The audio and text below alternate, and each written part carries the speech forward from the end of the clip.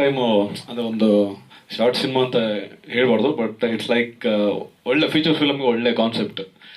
ಭಾಳ ಖುಷಿ ಆಯಿತು. ಅಂದರೆ ಒಂದು ಒಳ್ಳೆ ಕ್ಯೂರಿಯಾಸಿಟಿ ಇದೆ. ನೋಡ್ತಾ ನೋಡ್ತಾ ನೆಕ್ಸ್ಟ್ ಏನಾಗಬಹುದು, ದೆನ್ ಏನೋ ಇರುತ್ತೆ. ಅಂದರೆ ನೋಡ್ತಾ ಇದ್ರೆ ಓಕೆ ಸಮಥಿಂಗ್ ಇಸ್ ದೇರ್, ಮತ್ತೆ ನೆಕ್ಸ್ಟ್ ಏನಾಗಬಹುದು ಅನ್ನೋ ಒಂದು ಕ್ಯೂರಿಯಾಸಿಟಿನೂ ಆ ಒಂದು ಕಥೆಯಲ್ಲಿ ಇದೆ. ಭಾಳ ಚೆನ್ನಾಗಿ ಮಾಡಿದ್ದಾರೆ ಹನುಮಂತು. ನಮ್ಮ ಕ್ಲೋಸ್ ಗೆಳೆಯ ಹೇಳ್ಬೋದು, ತುಂಬ ಸಕ್ಕತ್ತಾಗಿ ಮಾಡಿದ್ದಾರೆ ಆ್ಯಕ್ಟಿಂಗು. ತುಂಬ ಖುಷಿ ಆಯಿತು ಹನುಮಂತು. ಆ್ಯಂಡ್ ಥ್ಯಾಂಕ್ಸ್ ನನಗಿಲ್ಲಿ ಕರೆದಿದ್ದಕ್ಕೆ. ನಮಸ್ಕಾರ. ಹನುಮಂತು ಆ್ಯಂಡ್ ಟೀಮ್ ಗೊತ್ತಾಗಿದ್ದು ರೀಸೆಂಟ್ ಆಗಿಂದ.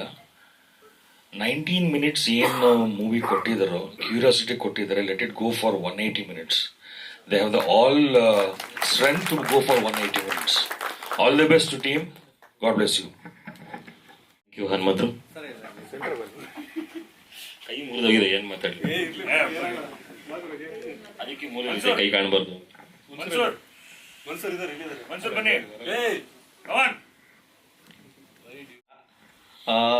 ಸಿನಿಮಾ ತುಂಬ ಚೆನ್ನಾಗಿ ಬಂದಿದೆ. ನಿಜವಾಗ್ಲೂ 19 ನಿಮಿಷ ಹೆಂಗೋಯ್ತು ಅಂತ ಗೊತ್ತಾಗಿಲ್ಲ.